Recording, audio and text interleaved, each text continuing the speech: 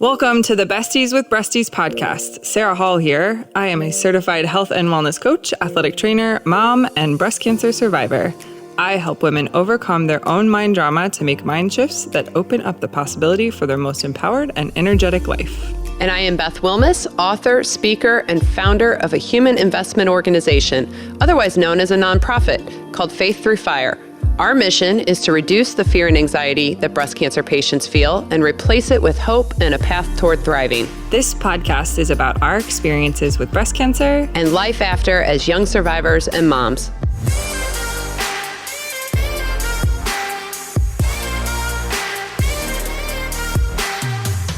Hello. Hello. How you doing? That was a Miss Doubtfire.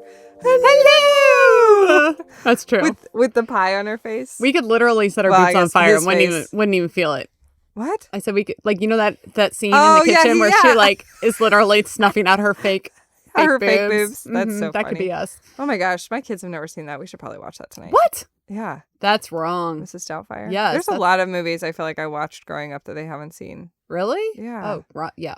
Mrs. Doubtfire is like a classic. It is a classic. All right. So first of all, I have a question for you. Oh. So it's Breast Cancer Awareness Month this month. Uh-huh. How do you feel about Breast Cancer Awareness Month? Do you have feelings about it? I mean, before I didn't really care, but now I feel like it's mixed. I get really excited about the fact that like everyone kind of wraps. I mean, okay. Oh my gosh, maybe this is multifocal. I get multifocal. Now we're talking to like tumors. Yeah. You see what I did there? Yeah. I get really excited that people like wrap their arms around the cause during this month.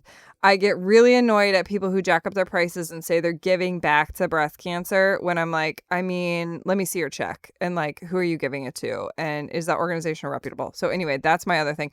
And then the other thing is that I'm like, yeah, but you know, people get breast cancer like literally every other month of the year. Oh, okay.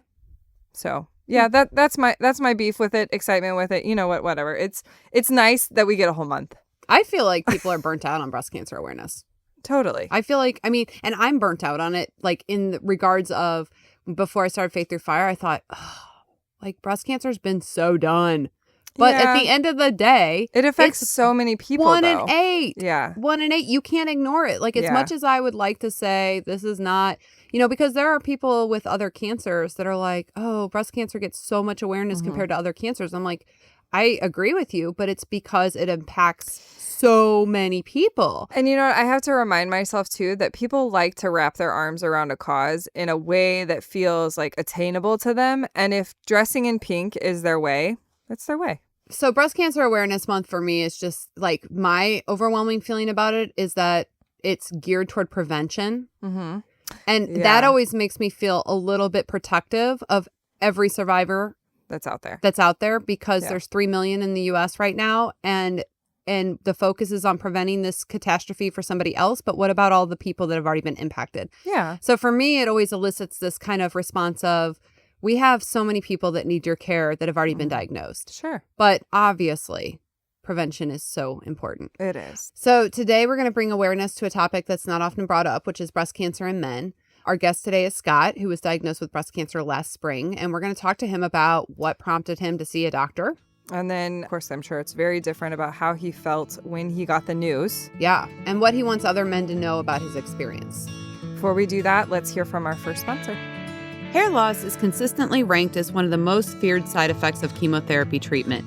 The emotional impact chemo hair loss can have on patients has been well documented. Scalp cooling is a simple treatment that can prevent hair loss caused by certain chemotherapy drugs. The use of scalp cooling is proven to be effective in preventing chemotherapy-induced alopecia and can result in people retaining much of their hair. Paxman is the global leader in scalp cooling. Their cold cap is scientifically proven to reduce hair loss during chemotherapy. If you are facing cancer treatment and concerned about losing your hair, ask your provider about scalp cooling and visit our website at www.coldcap.com. All right, we are back. Welcome, Scott. Thanks so much for being here. Yeah, thank you for having me. So I think it's really important to note, we're excited. We were talking about, Breast Cancer Awareness Month, and we wanted to put a different spin on that by having you on and talking about breast cancer in men, mainly because less than 1% of men get breast cancer. It's like one in 1,000 men, and you were that lucky guy. Most I don't know women... about lucky. I bought a lottery ticket that day and nothing happened. So Oh, well, luck is the right shoot. thing to call. That's a bad day. A loser on the lottery ticket and breast cancer. So most women we talk to have felt a lump. Is that what happened to you? Not even close. Okay. How did you start to sense that something wasn't right? It started last year. A very physical, very active guy, doing a lot of brush work, cleaning out a property for a club that I belong to, hauling a lot of underbrush, things like that. Got cut up and bleeding a little bit across my chest, my arms, normal stuff that guys do. Didn't think anything of it. And it stopped. It cleared up a little bit, but my nipple was bleeding. And I thought maybe I had just, clipped it, nicked it, whatever. But it continued to happen a little bit on and off through the summer last year. And about in December, just after deer season, my wife was changing the sheets and she goes, "What is with the blood on the sheet?" And I didn't know what she was talking about. I looked. And it was where I lay in bed, and I grabbed my right breast, and I had a clear, bloody liquid come out through my nipple, and it was this isn't right. Yeah, that's how I found mine too. That's interesting. Got hold of my bloody doctor, nipple. and it started from there. Yeah. Okay. So it's interesting because when you and I were talking offline, you had said from the time that your nipple first started bleeding to the time you actually got a biopsy, it was about a year, right? You kind of sensed something was wrong in the spring, and then you thought it was from your active lifestyle. You kind of put it off. And then when you found the bloody sheet, your wife kind of prompted you to see the doctor. But then...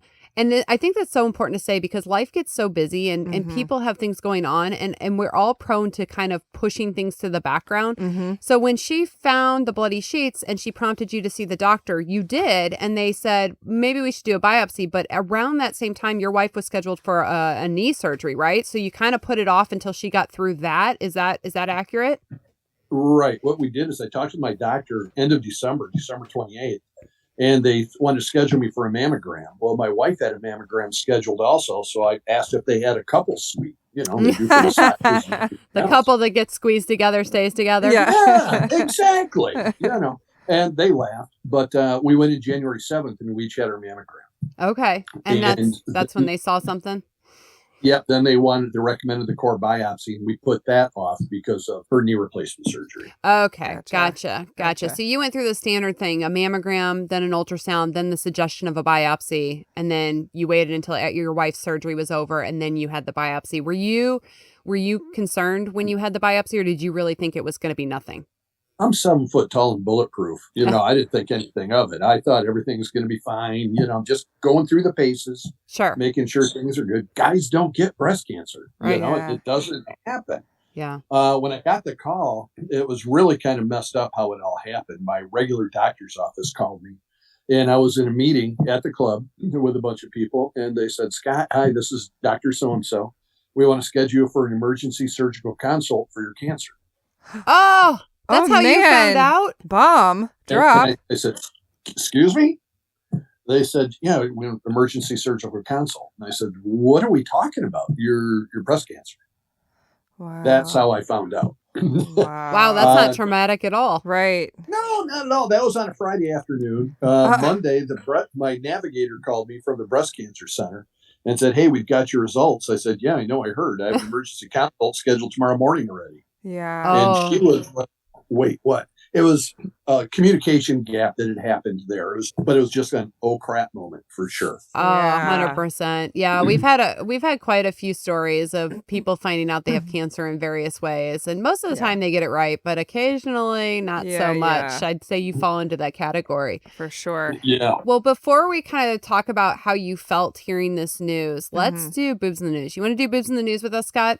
Sure. Boobs in the News is a fun segment where we read funny tweets by real people or ridiculous news stories. Boobs in the news, boobs in the news, boobs in the news. All right, so here I found this one. This was a Reddit thread. You guys ever read the No, Reddit threads? Eric does on the toilet.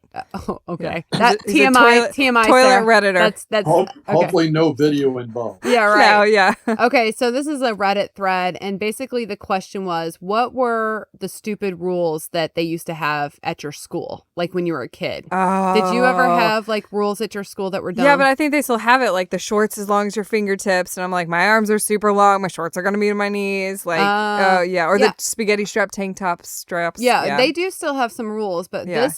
this was people that basically kind of wrote in about the rules that their school had, and I thought some of these were kind of funny. So here's one. In middle school, we had a one-way hallway system, so students could only walk in the halls in one direction. Oh, had it. Yeah. You had that? I had that. What? We did too. Yeah. Why? I don't even understand this concept. They were talking about, like, this person that wrote in said that they were late like several times because they couldn't walk the hall because they were going the wrong way. Yeah. I don't know. Ours was because we had a blind teacher, and it made it easier for her. Okay, well, that's a legit. good reason. Yeah. That's legit. Yeah. Okay, we're going to excuse Scott's school. I mean, quite honestly, I think it's like sets you up nicely. You know, there's roads that are one way. You just got to plan to be, proactive about how you... That does not seem efficient. I mean, are they worried about... I'm wondering what the concern is. So here's one that's not all that uncommon. Hair couldn't be extreme, colored, or past the earlobes for the guy, as it would be considered a distraction to others. Now, I will tell you this, that my son's school has a rule about the boys' hair not touching their collar. And my son was growing his hair out a little bit. And so he was approaching the threshold, and he came home and he's like, Mom, my hair's getting too long. Like, they said I need to trim it, which I kind of was like, that's interesting. I mean, he did need a haircut. It was in a bad way. He was definitely going to Mullet Town, but it was just kind of interesting. Here's one. Buses were not allowed to depart at the end of the school day until the flag on the flagpole outside the main entrance had been taken down and put away. And if somebody forgot, all the buses would sit there idling as long as it would take to get it dealt with. Interesting. In primary school, we weren't allowed to use erasers. We were never told why. Like pencil erasers? No, like I don't know. Or I guess erasers. Huh. I don't know. They didn't specify. It said in grade school, we were told we couldn't use spoons. And it said, this guy responds, I'm an adult. You can tell because I'm enjoying my soup with a fork and a knife. Oh, my gosh. The boys weren't allowed to have doors on the stalls of the bathroom because the school said that they would ruin them. So no privacy. We didn't have them. No privacy. You didn't have doors? No. Not even on like the toilet stall? Well, there's no such thing as a door at a urinal, but no, not on the stalls at all. No. Oh my gosh. Well, no privacy. All right, here's one last one. I'm only going to read this because it's pertinent to my kid's school again. It says, in elementary school, we couldn't kick a ball at recess because the school was afraid we would kick the balls to the top of the building. So my kid's school recently had a situation where they were not allowing the kids to play games at recess, like soccer, because a little girl had fallen and like broke her wrist or something. And so they were worried about an injury. So they just basically were like, you can't play games. Like, you can't play ball. Like, you couldn't play. That is what recess is for. Everybody kind of like everybody kind of pitched a fit and they retracted it. Yeah. But for a minute there, my kids were like, recess is so boring. We can't even play. And I go, what do you mean you can't play? And they're like, yeah, we can't play with our balls. And I mean, people break bones. It's unfortunate and sad, but don't take everyone's games away. They ended up fixing it. If they can't burn off that extra energy, give them 3 bags of Skittles during recess. Right. Yeah, right. Yeah. No, that's just mean to the parents. All right. Or the teachers. Yeah, there's your boobs in the news. Bibs in the news. Bibs in the news. Bibs in the news. All right. So, Scott, we're back. You get the call. How did you feel hearing that you had breast cancer? Disbelief at first. It was a sucker punch. I couldn't believe it. Absolutely didn't think it was going to happen. Thought, everything's going to be fine. There's no way. Like you said, 1% of guys or 1% of cancers are men. And it was just unbelievable. Came home and told my wife, and we both just sat there, cried a little bit, prayed a little bit, just disbelief. Now, not everybody, but some people, and I think I felt this way, felt shame when they were diagnosed. Like, I felt a little shame when I was diagnosed with breast cancer, mainly because I felt like it was unfair to my family that this happened and that I was going to be a burden to them. Did you have any feelings of shame wrapped around being diagnosed with breast cancer, especially as a man? Was there any of that for you?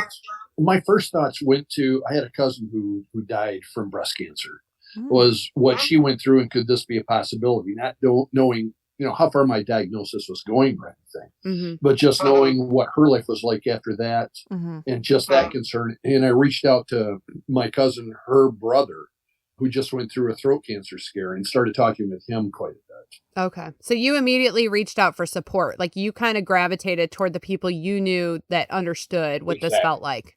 Yeah. And my wife is a breast cancer survivor as well. Yeah, Yeah. I was gonna get to that because that's crazy. So your wife already went through all this. I don't know what the extent of her treatment was. Did she have to go through the whole shebang?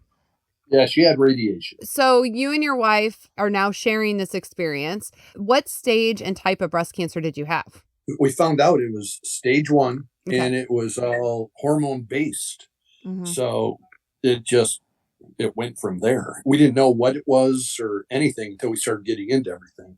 But once we had the mammogram and they recommended the biopsy, unfortunately with her surgery, there was a waiting period to try to find this stuff out. Mm-hmm. So it was a big question as far as what it was. And that's when I really tried reaching out to find a guy to talk to. Mm-hmm. As you said, I've got a great support system. My cousin, my wife, we've got a friend who had a mastectomy, talked with her quite a bit.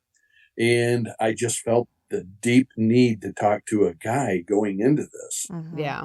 Yeah. You All the definitely want to talk to somebody who gets it, right? Yeah. Yeah, well, I don't want to, say anything bad about anybody, but we're all built the same. The plumbing's the same. It's just that guys don't produce the milk or things like that. I'm not an expert, but Yeah. all the ductwork is the same. All the plumbing is the same. But I just had questions that I wanted to ask a guy that I didn't feel comfortable talking to a gal about. Even my wife, even my best friend's wife, my cousin. Yeah. I just wanted to talk to a guy. Yeah. And that's when my story started. Through Reddit, through Google, Facebook.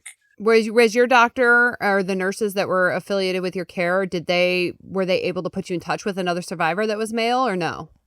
None whatsoever. Mm. Okay. This is through Grand Rapids, University of Michigan, Chicago, Detroit. They'd never had a guy that wanted to be a mentor or had anything like that.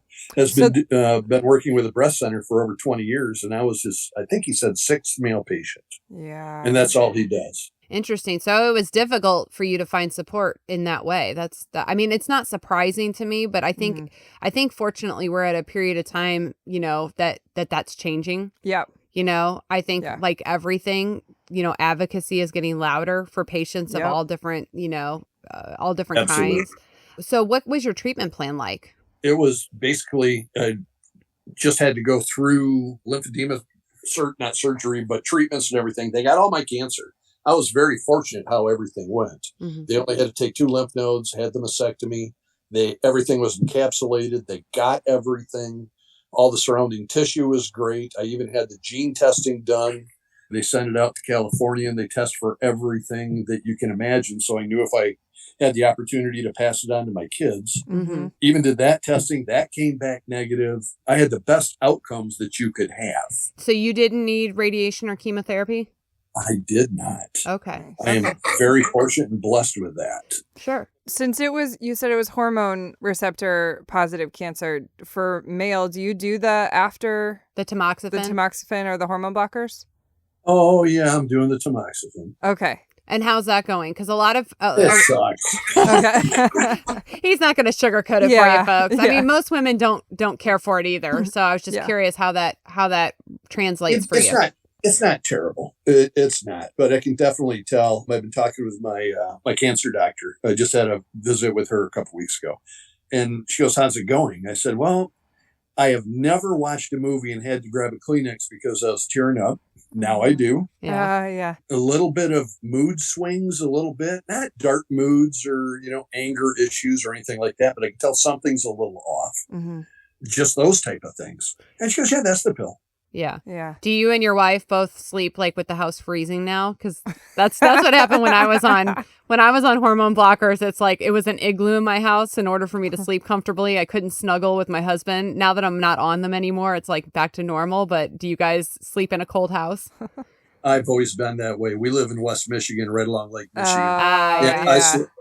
I have no heat in the bedroom, and my bedroom window's open about 4 inches. Oh my gosh. Igloo Yeah, room. I'm one of those. I do the same thing. My kids have been begging to like close up the house, and I'm like, no, I love the windows open. I have a fan pointed on my face. It's just so comforting. I love sleeping like that. Well, before we kind of get to like where you're at in your journey and what you're hoping to do for other men, let's hear from our second sponsor. Innsbrook Resort is a proud sponsor of the Faith Through Fire Respite House and the Besties with Breasties podcast. We know you work hard, but at Innsbrook, we also know you want to disconnect from what's stressing you out and reconnect with the important things in your life. Innsbrook makes it easy by offering lakefront living and vacationing less than 45 minutes from St. Louis. Vacation homes, golf, swimming, nature trails, fun events, and more. Take a drive and discover Innsbrook. Visit Innsbrook-resort.com. And we're back. So, Scott, you mentioned that it was hard for you to find other men to talk to that have been through breast cancer. You recently signed on with Faith Through Fire to be a survivor mentor. What do you hope to accomplish by being an advocate and being somebody that other men can talk to? I'm hoping that if there are guys out there that want to talk to guys with guys' questions leading up to the surgery, all those questions, concerns, I'll say it, fears, that hopefully I can help guide them through that struggle and that journey and help them, if nothing else, be a sounding board for them and help talk them through it in a safe place.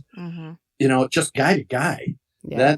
That was my biggest struggle that I had. I did find 2 groups, one in Australia that had 1 person in it, a group of 26 in the United Kingdom. So I joined that group, and they were ecstatic that I was number 27 of the group. And it was for men only. It was all the wives who had had cancer and their husbands had, but none of the husbands wanted anything to do with it. Yeah. So they were also a great support for me. I finally became a keyboard warrior with them and just asked point blank questions. Yeah. And they wanted us, I was concerned what it was going to look like, how I would feel, what. They offered to send pictures, and I told them, I said, let's not turn this into a non-boob picture show here. This is just, let's not go there. Yeah. But they were fantastic and answered every question I had. The only disappointment I had was after surgery, and I told them this, was that no one told me about peeing blue for the next day. Oh, Scott, you're gonna have to clue us in on that because I didn't pee blue. I was gonna say I didn't either. Did you? No, it was from the dyes that they put in for the lymph nodes. Oh, to test lymph. Oh, you know what? Maybe that did happen. It's funny what you forget. The sentinel lymph node. Yeah. Oh yeah. Yeah. Nobody told me it was going to be Papa Smurf for a little while. Yeah. Well, if that was the biggest issue from surgery, I guess that's not terrible. Yeah, for sure. The other one was, I told him how disappointed I was that nobody told me how difficult it was going to be to take the tape off the hair on my chest. Oh, yeah. That's a legit. That's legit. That probably did not feel so good. Yeah. Ouch. See, these are all the little things, men. If you're listening out there and you're feeling like you're the only one, you're not. We're going to get the word out that we've got male mentors and that they're here for you and that you're not alone in this. So totally. We really appreciate you being on, Scott, and sharing your experience. We're excited to have you on board at Faith Through Fire. And let's get some men some support, shall we? And for breast cancer in awareness. the United States. Yeah. Clearly it's together in the other countries, and we're slacking. We're lagging behind. We're slacking. We're gonna fix that. Yeah. Thanks so much, Let's do Scott. this. All right. Thank you for having me. Of course. Good luck, and let's see what we can do. That's right. Until next time, guys. See ya. Thank you for listening to the Besties with Breasties podcast. Leave us a voicemail or share your own experience on bestieswithbreastiespodcast.com. And don't forget to leave a 5-star review. This episode was hosted by Sarah Hall and Beth Wilmes, audio and production edits by Innovative Frequencies.